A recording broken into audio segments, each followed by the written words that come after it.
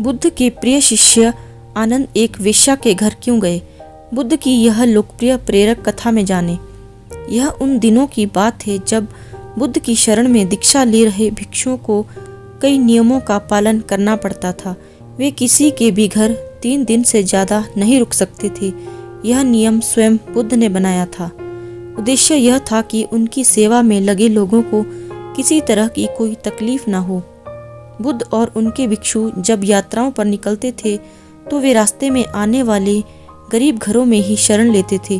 वे इन घरों में अधिकतम 3 दिनों तक रुक सकते थे। 3 दिनों के बाद उन्हें अगली यात्रा पर निकल जाना पड़ता था। एक दिन वे ऐसे ही एक गांव में पहुंचे। बुद्ध और उनके शिष्य अपने रहने के लिए जगह ढूंढ रहे थे। बुद्ध के शिष्य आनंद को एक वेश्या ने अपने घर रहने को आमंत्रित किया। वह बहुत ही खूबसूरत युवती थी।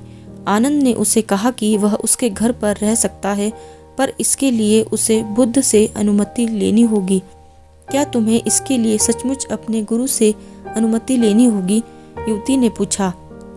नहीं, मैं जानता हूँ कि बुद्ध मेरी बात मान जाएंगे, पर उनसे पूछना एक रिवाज है। ऐसा जवाब देकर आनंद बुद्ध के पास पहुँचे। हे बुद्ध, इस गांव में 3 दिनों के विश्राम के दौरान एक स्त्री मुझे अपने घर पर आमंत्रित कर रही है, लेकिन वह स्त्री एक वेश्या है।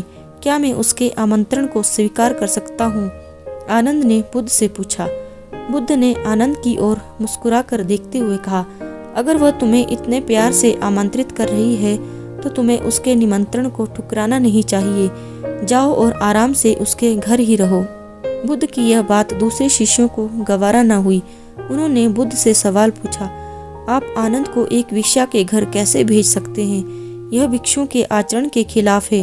बुद्ध ने जवाब दिया, तुम लोग थोड़ा इंतजार करो, तुम्हें 3 दिनों में अपने सवाल का जवाब मिल जाएगा।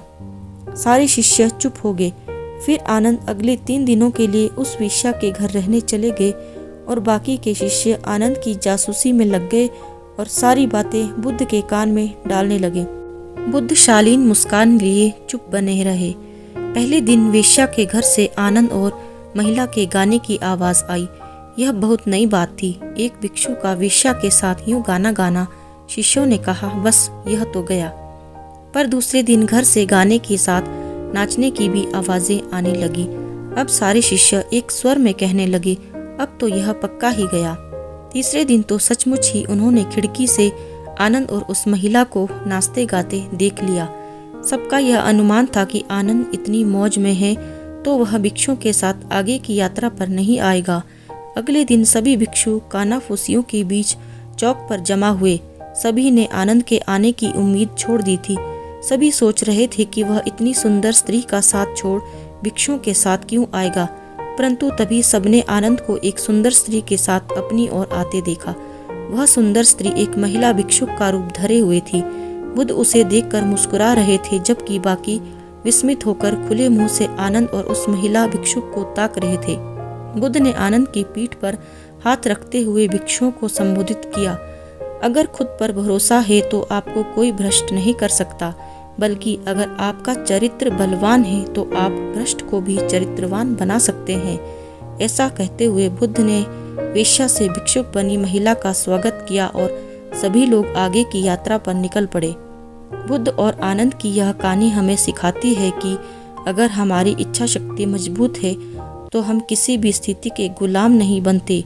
खोट तो हमारे दिल में होता है और शक हम दूसरों पर करते हैं। अपने दिल को साफ रखेंगे तो दुनिया भी हमें साफ नजर आएगी। किसी पुस्तक को कभी उसके आवरण से न आंकिए। इस बात को समझ लें कि हम अगर पारदर्शी जीवन जिए तो हमें किसी आवरण की जरूरत कभी नहीं पड़ेगी।